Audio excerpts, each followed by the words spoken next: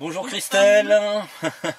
Nous voici pour le 4e SITREP déjà, hein. 3 septembre, samedi, et ben écoute, voilà, c'est parti, hein. Fais-nous un résumé de la semaine. Un résumé de la semaine et en fait aussi du mois, hein, puisque Ouais. les autorités nous ont fait un petit récapitulatif pour l'ensemble du mois d'août. Suite au nouveau cessez-le-feu qui a été mis en place à Minsk, démarrant le 31 août à minuit. Donc on a vu une grosse baisse quand même du nombre de bombardements sur la République populaire de Donetsk, mais la nuit juste avant l'entrée en vigueur, bien entendu, l'Ukraine s'est lâchée, a bombardé lourdement et a fait plusieurs blessés, de nombreux dégâts sur toute la périphérie nord et ouest de Donetsk principalement, ainsi qu'à Yassino-Vataya, qui reste un point de tension important. Ils ont aussi de nouveau bombardé un point d'observation du CCCC à Alexandrovka, à l'ouest de Donetsk. Ouais. Donc de nouveau avec l'aide de drones. Donc je vais montrer un petit peu, parce qu'il y a peut-être pas mal de gens qui ne savent pas en fait où sont situés les différents emplacements. Voilà. Donc on va montrer un petit peu pour que les gens se fassent quand même une petite idée.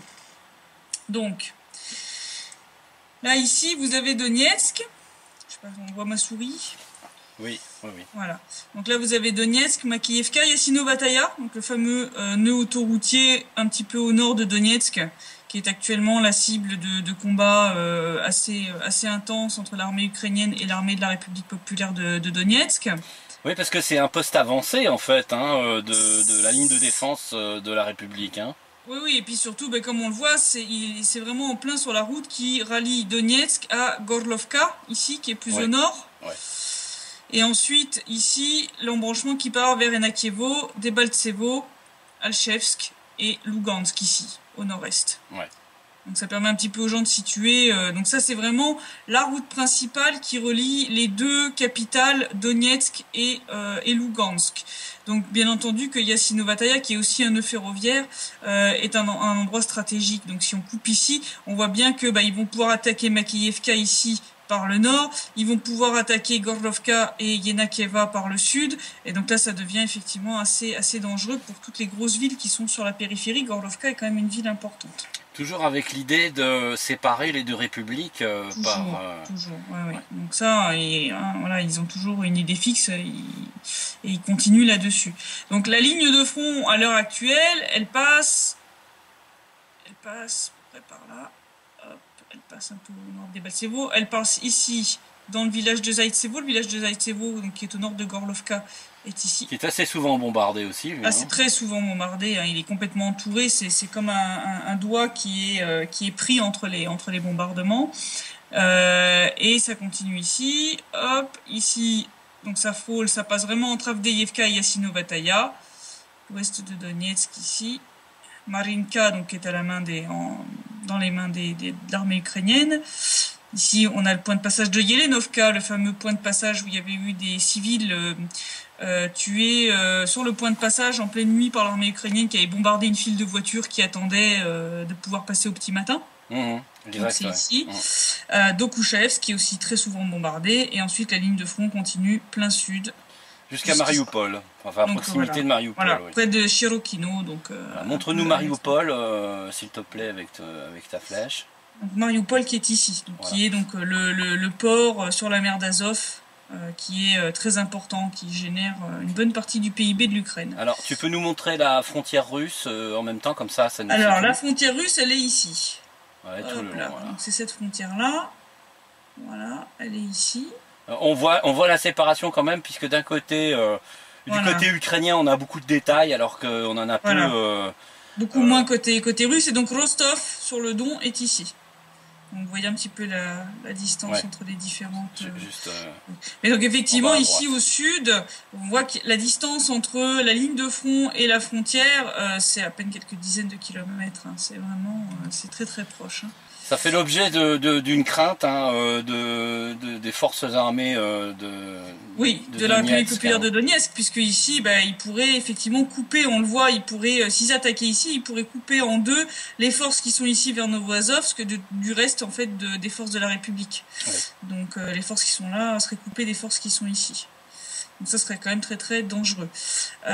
J'ai fait aussi quelques petits screenshots donc d'un site qui s'appelle Military Maps, qui permet d'assister en temps réel au bombardement, déploiement d'unités, etc. Sur on va dire les conflits ukrainiens, syriens, Yémen aussi. Et le Haut-Karabakh, donc tous les trucs actifs. Donc ce qu'on voit en rouge, ce sont les lignes de position de l'armée de la République populaire de Donetsk, et en bleu, celle de l'armée ukrainienne. Voilà. Donc là, entre autres, toutes celles de Pesky, qui bombardent régulièrement l'aéroport, dont encore aujourd'hui, on était aujourd'hui avec un collègue et un député italien près de l'aéroport. Ils ont tiré un petit peu avant midi, la trêve, je crois qu'elle tiendra pas très très longtemps. Ouais, elle est juste là pour permettre, malheureusement comme en Syrie d'ailleurs à propos des terroristes, voilà, pour l'armée ukrainienne de refourbir ses troupes. C'est ça. Voilà, donc mais effectivement on peut voir que voilà, la ligne de front elle est vraiment très très proche. Ici de Staromikhaïlovka qui est aussi très souvent bombardée. Ici de l'aéroport avec tout le quartier d'Oktyabrski qui est juste derrière. Donc là on est à peine à 1,5 km, 2 km de distance. Et ici du village de Spartak, le village de Spartak qui est aussi très souvent bombardé. Et donc les districts qui sont les plus souvent bombardés sont les districts de Kievski, ici, dont fait partie le quartier d'Oktyabrski, Kuibishevski, ici, qui aussi reçoit des tirs depuis Pesky, le district de Petrovski et Staromikhaïlovka qui reçoivent donc des tirs depuis la zone qui est ici. Donc ça sont les quartiers de Donetsk qui sont les plus souvent touchés par les bombardements ukrainiens. Donc ça permet un petit peu aux gens de visualiser. Des bombardements sauvages, bien entendu. Toujours. Qu'on ne trouve pas de l'autre côté, évidemment, puisque les forces armées du Donbass ne bombardent pas, eux, les zones civiles sous contrôle de l'armée ukrainienne. De l'armée ukrainienne, non. Les seules fois où on tire, c'est pour faire taire l'artillerie ennemie, pour arrêter le massacre, tout simplement. Absolument. Donc là, un peu plus au nord, la zone de Gorlovka dont je parlais tout à l'heure, avec le village de Zaïtseva. Donc on voit Zaïtseva, effectivement, tu vois, ça fait un petit doigt comme ça, au bout. Bon, là, je sais pas pourquoi ils ont mis les positions aussi loin, parce qu'elles sont pas du tout aussi loin. Les positions ukrainiennes sont vraiment juste ici, sur la ligne jaune. Elles sont vraiment là. Donc Gorlovka, comme on voit, qui est effectivement bien entouré. Là, on voit c'est un saillant. C'est un saillant. De fait, c'est un saillant dans les... Ouais. Debaltsevo, où il y a eu la fameuse bataille de Debaltsevo, voilà, c'est ici. C'est vraiment la frontière entre la République populaire de Donetsk et ici la République populaire de Lugansk. Oui. Donc là, ça vous montre un petit peu. Voilà, Lugansk, où on voit que... Voilà, on voit ici que la ligne de front, elle suit la rivière. On peut vraiment voir, bon là, elle est un peu cachée par les petits traits, mais ce dont je parlais l'autre fois, avec la rivière qui occupe une bonne partie de la ligne de front, si on zoomait un peu plus, voilà, on pourrait voir. Mais donc on voit qu'il y a quand même pas mal de forces en face. On voit que l'armée ukrainienne est aussi présente à Lugansk. Et ici, donc ils bombardent assez fréquemment aussi des zones comme Stakhanov, et puis toutes les petites localités comme Pervomaïsk. Et donc, la ligne rouge continue, c'est la frontière avec la Russie. La frontière avec la Russie, voilà. Exactement. C'est ça, la frontière avec la Russie. Donc là, ici, c'est la Russie. Et donc là, un petit peu plus au sud, on parlait de Mariupol. Donc Mariupol est ici. On voit que Mariupol est densément entouré de positions de l'armée ukrainienne. On voit que c'est vraiment une ceinture de positions. Et on voit qu'ici, effectivement, voilà, tu as une espèce de pseudo-no man's land. À part ici, en face, vers Chirokino, c'est beaucoup plus... étiré. Beaucoup plus étiré. Bon, ça ici, c'est vraiment de la campagne, c'est pas de la ville. Donc on n'est pas sur les mêmes, on va dire, proportions. Aussi un petit truc, voilà, Yassino-Vataya, donc que je voulais montrer aussi. Voilà, donc là c'est le fameux échangeur autoroutier de Yassino-Vataya qui est ici. C'est un poste avancé, comme je disais tout à l'heure, c'est-à-dire que là, c'est un saillant des forces des républiques. Voilà. Donc là, effectivement, on voit avec les petites flèches d'ailleurs qui sont mises par Military Maps qu'il y a vraiment une tentative d'avancer de la part de l'armée ukrainienne vers ce saillant et donc de prendre complètement la portion d'autoroute qui se trouve à l'arrière. Ouais. Donc là, je montrais juste un petit peu avant. Donc là, le ministère de la Défense a fait des statistiques sur l'ensemble du mois d'août. Alors, est-ce que c'est possible de faire un zoom dessus? Alors, c'est possible de faire un zoom. Attends, je passe avec un bon gros zoom. Ouais, c'est bien. Voilà, c'est pas mal. Voilà. Donc, c'est le nombre de bombardements par mois. Donc là, on voit que le mois d'août a quand même atteint des records. Avec 15 269 bombardements sur l'ensemble du mois. Donc là, on bat tous les records depuis le début de 2016. Hein. Donc là, ça commence en janvier, hein, et là, on est au mois d'août. Voilà, ça donne quand même une bonne petite idée du respect de la trêve par l'armée ukrainienne. Voilà, donc ça, rien que c'est bizarre d'ailleurs que finalement la perception claire de la situation peut se faire sur un graphique, mais on peut clairement ici voir qu'il y a une augmentation très nette et continuelle, à part, ça doit être au mois de mai, hein, la coupure de 5600. C'est ça. Une coupure relative quand même, puisqu'elle est supérieure à celle qui était au mois de janvier. Mais on constate qu'il y a une augmentation continuelle. Il y avait eu une trêve pour les vacances de Pâques. Et pour les fêtes, la fête nationale ici, hein, c'est-à-dire la fête de la victoire et la fête le jour de la République, le jour de l'indépendance, le 11 mai, voilà, l'indépendance. Donc il y avait eu une trêve qui avait été conclue à ce moment-là, mais effectivement, même comme ça au mois de mai, on dépassait quand même le mois de janvier, donc voilà. Et donc le mois d'après, on revenait déjà au score du mois d'avril, quoi. Hein, donc puis après, ça a cessé de grimper. C'est pour appuyer l'idée que la crainte d'une nouvelle offensive générale n'est pas le fruit du délire ou de l'imagination des autorités hein. d'ici. Non, ça c'est clair. Là, quand on voit cette courbe, on voit bien quand même qu'il y a un problème. On est passé du mois de janvier, on était à 3337 à 15 269. On a multiplié le nombre de bombardements par 5 en 8 mois. Voilà, il y a quand même un gros problème. Voilà, donc, absolument. Hop, je repasse en mode normal. Voilà. On revoit de nouveau ma tête. Alors, donc suite pour l'instant à ce nouveau cessez-le-feu, c'est plus ou moins calme. Plus ou moins, on aurait eu 9 violations seulement hier, il y en a eu un petit peu plus avant-hier, mais à mon avis ça tiendra pas très très longtemps, hein. Je pense que d'ici quelques jours ils vont recommencer à y aller franco. Donc comme on a vu sur la totalité du mois d'août, on en est à 15 269 bombardements. Ouais, c'est énorme. Dont 13 117 avec des armes interdites par les accords de Minsk. J'ai calculé, ça fait 86% des bombardements. Voilà, et moi j'ai dit 80% la dernière fois, j'étais encore dessous. Ouais. T'étais en dessous, hein, donc je voulais faire un calcul un peu précis, histoire qu'on ne puisse pas dire qu'on fait ça à la louche. Donc non, là on est vraiment du très très lourd quand même. Hein. Ça n'est même pas, là on n'est même pas dans le domaine de la petite portion de tous les bombardements c'est la très grande majorité, hein, pour pas dire la quasi-totalité. Ces armes lourdes, d'ailleurs, dont l'absence est remarquée par l'OSCE lors de ses missions de visite dans les sites de stockage. Parmi les armes manquantes, beaucoup d'obusiers de 152 et de 122 mm, donc de l'artillerie lourde. Ouais. Mais aussi des lance-roquettes multiples ouragans de 220 mm. Ah, ça fait des dégâts énormes ces trucs-là. Hein. Ouais. Des canons anti-chars de 100 mm. Et beaucoup de chars d'assaut, des T-62 et des T-72 portés aussi manquants, en grande quantité. Hein.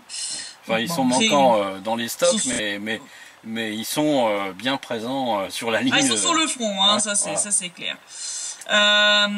Sur l'ensemble du mois, l'armée ukrainienne a détruit ou endommagé 408 habitations ou infrastructures, y compris 8 réservoirs d'eau, 7 installations gazières, 4 installations de télécommunications, 2 écoles et 2 jardins d'enfants. Et ça, c'est pas fortuit, ce sont des cibles tout à fait identifiées, identifiables, puisqu'ils utilisent des drones, donc ils peuvent pas dire que c'est que c'est pas de leur faute, qu'ils ont tiré à côté et que malheureusement pour eux, ils ont touché quelque chose de de sensible. C'est ça. Hein, les réservoirs d'eau, c'est quand même relativement grand. Tu peux pas viser ça au pif. Hein, je veux dire, faut arrêter les bêtises. Donc il y a vraiment une volonté de détruire les infrastructures vitales, alors que l'automne commence à arriver et donc l'hiver à venir. Donc ça constitue un crime de guerre. Hein. C'est un crime de guerre, oui, de toute façon. Bombarder des écoles, des habitations, déjà rien que ça, c'est un crime de guerre. Alors, bombarder des réservoirs d'eau ou des installations gazières, ça, j'en parle même pas. Ces bombardements ainsi que les tirs de sniper ont fait aussi beaucoup de victimes durant le mois écoulé. Nous avons eu 50 morts, 4 femmes et 46 hommes, dont 38 soldats de la République et 76 blessés. Donc, et c'est important de souligner une chose que tu avais dite la dernière fois. C'est vraiment fondamental de souligner, parce que le bilan humain que tu viens de donner là, il est énorme quand même. Parce que, pour une période de soi-disant trêve, cessez le feu, etc. C'est inconcevable, à ce niveau-là, c'est inconcevable. Et c'est la raison pour laquelle, d'ailleurs, le président de la République populaire de Donetsk, Alexander Zakharchenko, a très clairement mis en garde en fait Kiev que la situation ne durerait pas éternellement avant que les forces armées de la DPR, la DNR pardon, ne décident finalement de contre-attaquer, mais d'une manière qui soit définitive. Oui, d'ailleurs, même au niveau des élections, donc avec notre agence, nous avons fait une émission avec Alexander Zakharchenko sur Union TV. L'émission devrait sortir dans pas longtemps, hein, le temps de faire tous les montages, l'édition, etc. Nous avons pu lui poser beaucoup de questions sur les débuts de la guerre, l'évolution du conflit, les accords de Minsk et l'évolution potentielle que lui voit. Bien entendu, le thème des élections a été abordé puisque les primaires ont été lancées. Des appels ont été d'ailleurs envoyés pour obtenir des observateurs internationaux en France, en Allemagne, en Italie, etc., dans d'autres pays d'Europe. Et donc ce processus électoral est lancé. Et donc un de mes collègues a demandé, oui, mais bon, si l'Ukraine n'implémente toujours pas, ce volet-là des accords de Minsk, puisque l'Ukraine doit voter donc une loi de décentralisation, une amnistie et la loi électorale, Zakharchenko a dit très clairement nous sommes liés par les accords de Minsk jusqu'à la fin de l'année 2016. Voilà. Si d'ici là, ça n'est pas fait, l'année prochaine, nous les organiserons nous-mêmes. Nous les organiserons nous-mêmes selon nos lois. Et l'Ukraine ne pourra rien dire. Il y a déjà eu une prolongation de Minsk. Normalement, Minsk devait être mis en place en 2015. Ils ont accepté de prolonger en 2016 pour laisser une chance à l'Ukraine, mais ça ne durera pas de vitam aeternam. Mais ça, il l'a dit très très clairement. Il a dit aussi de manière très évidente que voilà, s'il y avait une attaque de l'armée ukrainienne, cette fois il n'y aurait pas de Minsk 3 et que ça se terminerait par une contre-attaque de la République définitive jusqu'à la victoire. Ouais. Donc là-dessus, que ce soit du point de vue même des élections, même sans cette offensive pour laquelle on va dire on est en mode attente, les autorités disent clairement, voilà, on vous a laissé une chance, mais on va pas prolonger pendant 10 ans les accords de Minsk. Ouais, c'est clair, ouais. C'est soit vous les implémentez, soit vous montrez clairement que vous en avez rien à faire, et à ce moment-là, on fait notre truc dans notre coin, débrouillez-vous avec la poubelle qui est devenue l'Ukraine, ce sera plus notre problème. Ouais.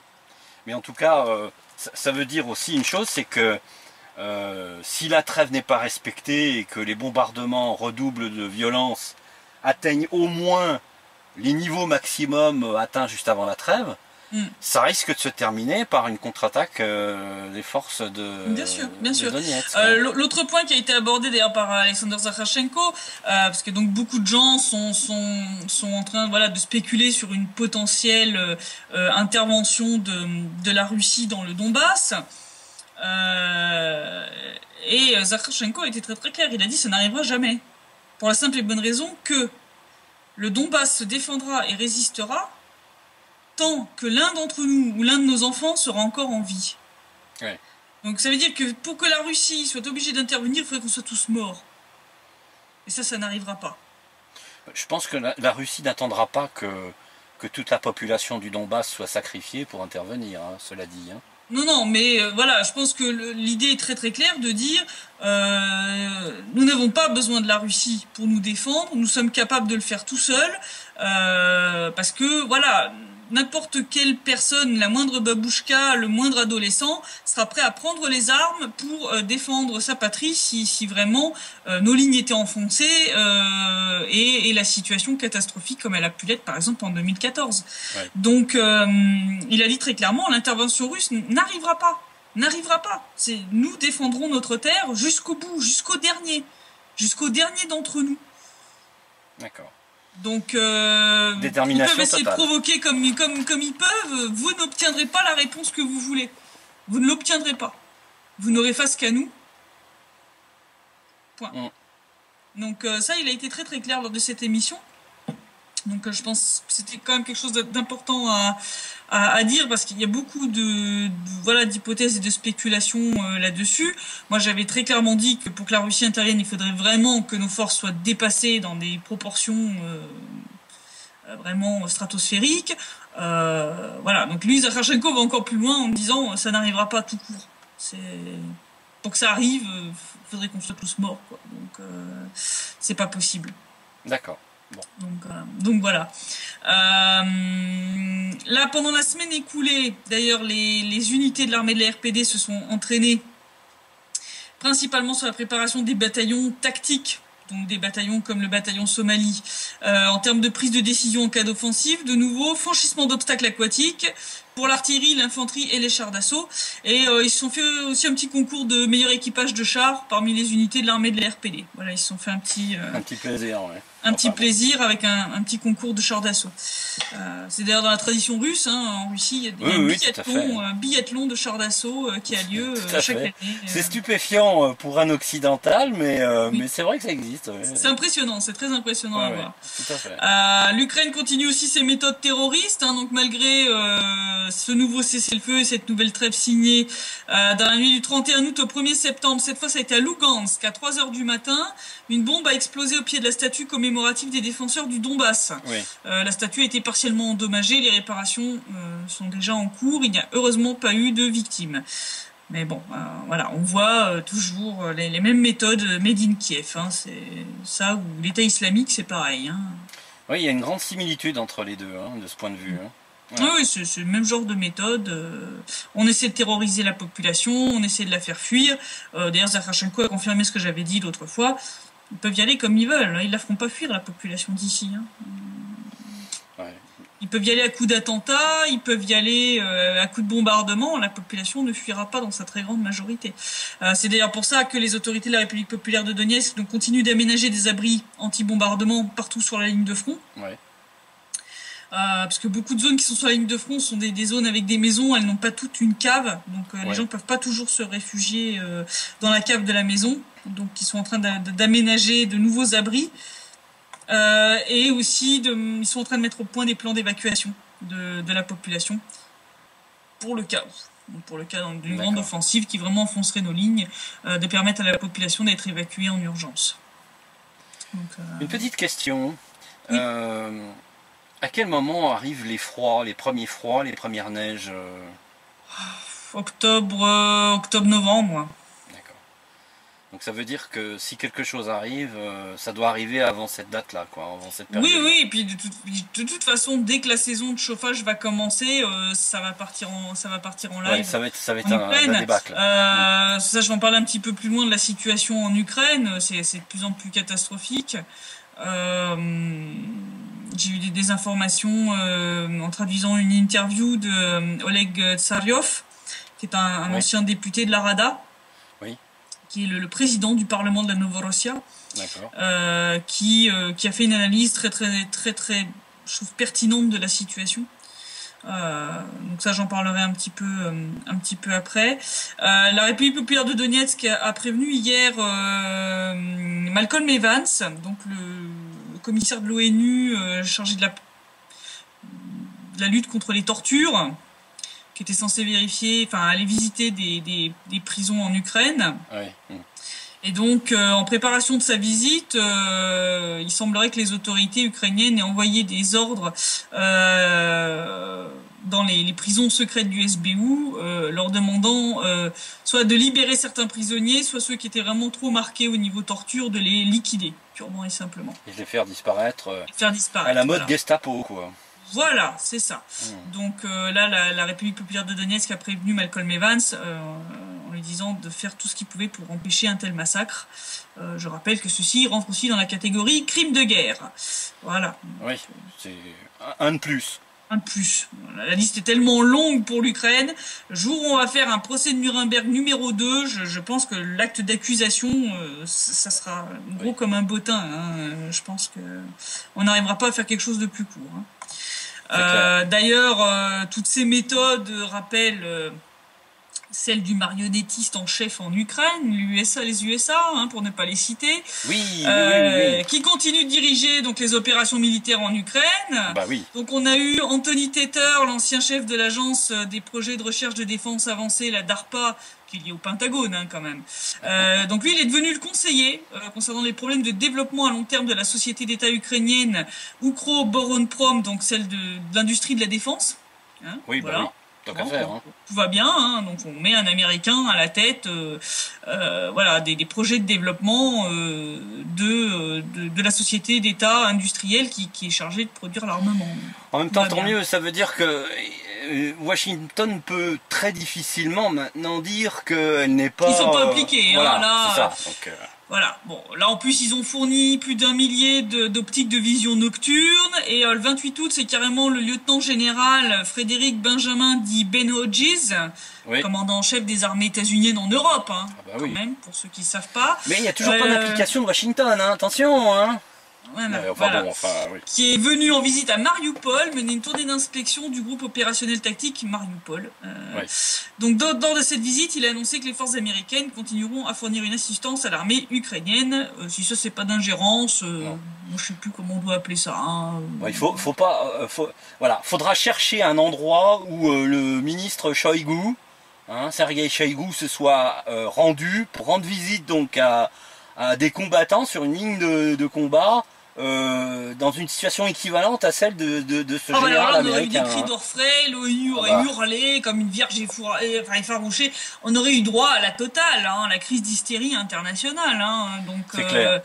Voilà. Donc, mais là, ça choque personne n'en parle, à part tous les médias d'info alternatifs qui se concentrent sur le Donbass. Forcément. Donc voilà, le chef des armées US en Europe, qui vient visiter l'armée ukrainienne et puis qui dit vous inquiétez pas, on continuera à vous soutenir. Voilà. Là, il n'y a rien qui choque personne. Et comme cette opération soi-disant antiterroriste ukrainienne dans le Donbass est un crime de guerre, ça veut dire que les Américains sont complices de crimes de guerre. Non mais c'est ça, il n'y a pas que. Hein. Je te dis, le Nuremberg numéro 2, il y aura un paquet de monde sur le banc des accusés. Hein. Là, je pense que le procès, il faudra qu'on le tienne, à mon avis, au Donbass Arena. Tu vois, je crois que on va remplir les sièges avec les accusés. Tu vois, parce qu'il y en aura une telle quantité que je crois qu'il n'y aura pas d'autre solution en fait que de les foutre dans le stade. Et cette fois-ci, contrairement à la Seconde Guerre mondiale, il y aura beaucoup d'Américains.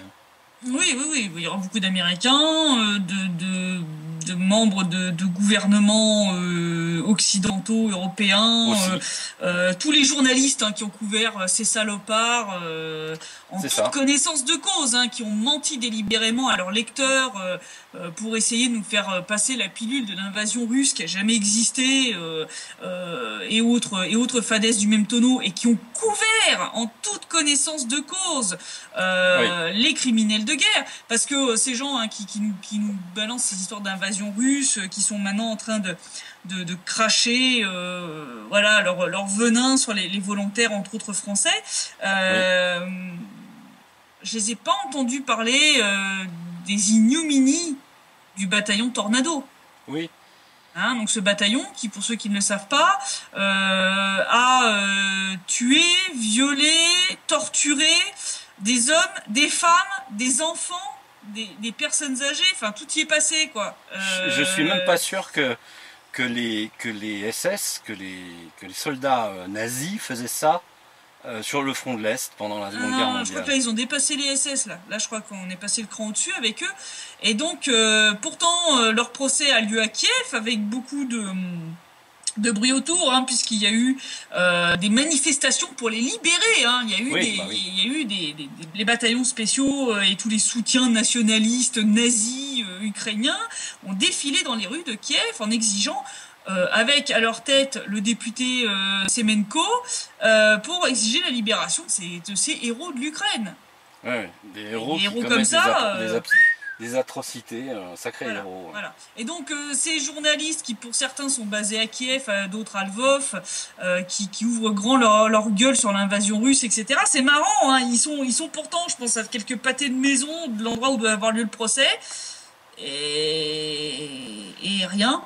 Oui. On les a jamais vus couvrir objectivement ces horreurs-là. Je veux dire, il y a pourtant des journalistes ou des hommes ou des femmes politiques ukrainiens qui ont eu beaucoup plus de courage que ces pseudo-journalistes objectifs auto-revendiqués et qui dénoncent parfois à la télé. Je pense à Mouraïev, Evgeny Mouraïev, donc un député de la Rada, qui a carrément quitté son parti politique et qui a dénoncé en direct à la télé bon nombre de ces horreurs. Une autre députée, je ne sais plus son nom, qui avait parlé justement des ignominies du bataillon Tornado en disant mais on voit un député qui est en train de les soutenir, ce gars-là devrait être à côté d'eux sur le banc des accusés, quoi. Ouais, tout à fait. Enfin, les preuves sont évidentes, on a trouvé les preuves dans le téléphone, dans les GSM de ces salopards, ils se sont filmés en train de commettre leurs ignominies. Je veux dire, là, je vois pas ce qu'il faut de plus.